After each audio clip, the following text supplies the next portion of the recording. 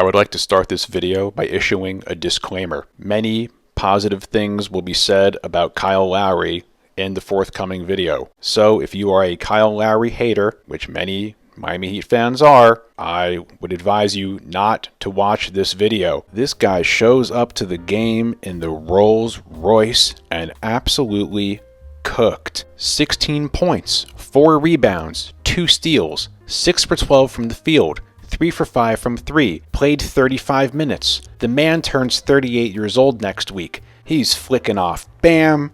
He's breaking up plays. He's going 3 for 5 from 3. He's getting Haywood Highsmith on the shot fake and then bodying him in the paint.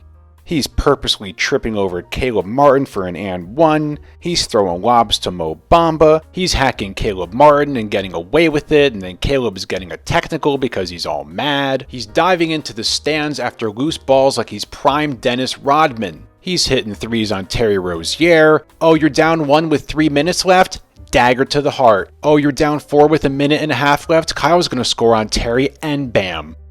So I did say in the previous video that what I wanted out of this game was a win and a Kyle Lowry masterclass. I did not receive the former, but I did indeed receive the latter. And look, all kidding aside, I don't know what Heat fans are so upset about. You can make a strong argument that we were missing 7 guys. Obviously, we're missing 5 guys. Jovic, Jimmy, Tyler, Kevin Love, Josh Richardson. Then Duncan doesn't even play in the fourth quarter, possibly his worst game of the season. And then Bam, not only did Bam not score in the fourth quarter, apparently he didn't even shoot in the fourth quarter. And still, despite all that, we somehow ended up being tied at 85 after being down 17 in the third quarter. Our offense stinks. We haven't scored 110 points in the last 7 games. We can't shoot foul shots. We shot like 64% from the foul line. Another crazy stat I saw, we were 14 for 33 within 4 feet of the basket. That's 42%. Let me say that again. We shot 42% within 4 feet of the basket. And Heat fans are all miserable. They're all sad. They're all defeated with this team. Do you guys forget who we are? Do you guys forget where we were last year? Allow me to refresh your memory. Guess what our record was this time last year? Are you ready? 39 and 34. Guess what it is now? 37 and 31. We're in the exact same place. And yeah, there's a few new faces around. Our team's a little different than last year. We're without the great Cody Zeller. We're without the great Dwayne Dedmon. We lost a few other guys. But essentially, the guts of our team, the foundation of our team, the identity of our team is pretty much the same. We're always hurt. We're up to all sorts of shenanigans in the regular season, and then we'll get it together.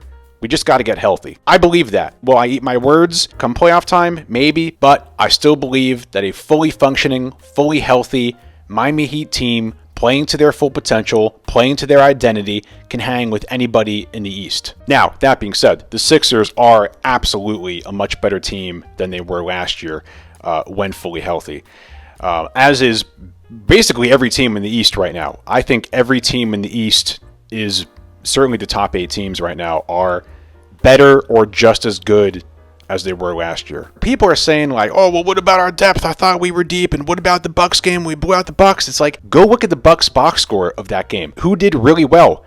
Kevin Love, 19 points. Tyler Herro, 19 points. Jovic, 24 points. None of those guys played last night. So where is our offense supposed to come from? The first quarter was miserable. Bam, another 2 3-pointers he hit. He's 5 for 5 in his last 4 games. Amazing. The form looks good. Guys aren't going to come out on him on those shots. And if he's in rhythm and they're not forced and he's feeling comfortable, take it. Tyrese Maxey absolutely destroyed us that first quarter. I don't even know what he had, 17 points. Who knows?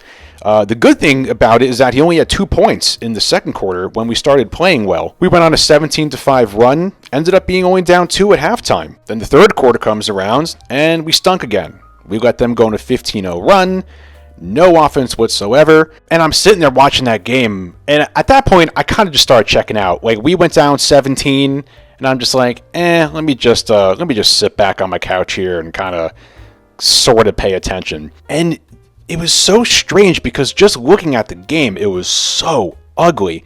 Yet we were still oddly in it in the weirdest way. There was one possession, we were 0 for 3 from 3 on one possession. Just brutal. But then a weird thing would happen, and Bam would hit another three-pointer. And then Haywood hits a three-pointer. And all of a sudden, I'm looking at the score, and I'm like, we're down 11? How are we down 11? It feels like we should be down 21. Bam at that point had 25% of the Heat's three-pointers, and he had more three-pointers than Buddy Hield and Duncan Robinson. Just a weird game. A disgusting third quarter, tied for our lowest scoring quarter of the season. Great. And then the fourth quarter starts, and we go on some weird run again. And we're turning the ball over. Offense looks terrible. Yet, we're down 9. Thomas Bryant hits a shot. We're down 7. By the way, I got to shout out Thomas Bryant, man. Because these last 3 games, and I know he hasn't not been that well received by the Miami Heat. One person put his style of play as all heart and no brains. And it's kind of harsh, but it is a little bit like that sometimes. But these last, 3-ish games has definitely been the best stretch that we've seen from Thomas Bryant since he's been on the Heat. So at least there's that. And we end up going on a 9-2 run. Caleb gets a steal. Patty Mills hits a 3. We're down 4. Terry hits a 3. We're down 3. Bam's not even in the game yet. And I was like, oh, okay, well, Spo's doing that thing where he's just going to let this unit cook. And, that's cool. Terry hits another 3. We're down 2. Then we tie it off a steal and a Caleb Martin 3. It's tied at 85. 17-4 run. I think the whole run ended up being 28-11 if my math is correct. And nobody's talking about this. The Heat fans are such Debbie Downers. Such Debbie Downers. Honestly. Every podcast I'm watching is wow. And I get it. In the micro, things suck. These last few games, it sucked. But if you zoom out, you add a little nuance, remember who this team is, what last season was like, how important the guys are that we're missing. I genuinely think things are not as bad as they seem. I wish we could stay out of the play-in. It seems inevitable, but whatever. I don't feel like playing, someone like the Pacers in the play-in because who knows if they're going to have just one of those days where they're going to do some Pacer nonsense and score 155 points or something like that. But I don't think that we're going to allow that to happen, especially if we're healthy. Anyway, we go from being down 74-57 to tying it at 85. Now, all things considered, that to me is very, very impressive. For all the guys we were missing, for as bad as Duncan was playing that night, we did it pretty much without Bam, and as ugly as our offense looked to the eye test, we somehow went on a 28-11 run. I guess you can credit the defense for a lot of that. And then Bam comes in around the 5-minute mark. We're only down 3, and I was like, oh, this is great. We're going to feed Bam, and Bam's going to close the game for us, and blah, blah, blah. Nope. Didn't even shoot a shot. No one was passing to him. You can credit the Sixers defense for that. I guess you saw how the game ended. It just wasn't enough. We just didn't have enough juice in our offense. I also hope that we get some guys back soon because, man, Caleb Martin, the way he plays, that guy sacrifices his body so much. He's so physical, and I know he had 4 turnovers, but man, the way that guy plays, he plays so hard, and I love it, but I'm just horrified that he's going to get hurt and he's going to be out for a long time, and we really need that guy. So hopefully we can get a few guys back soon so Caleb can maybe take a few days off because, man, does that guy play hard.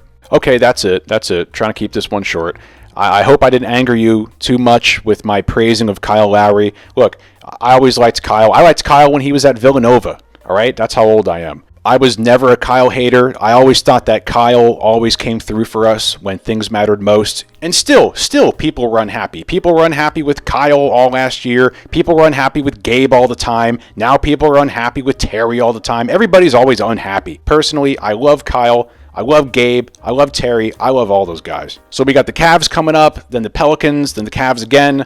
Hopefully, Jimmy will be back. I heard Jovic is coming back. Kevin Love, I feel like, is fine, and we're kind of just saving him. Tyler, that foot seems to really be bothering him, so I wouldn't think about Tyler for a while, but hopefully we'll at least get Jimmy and Jovic back soon. All right, that's it.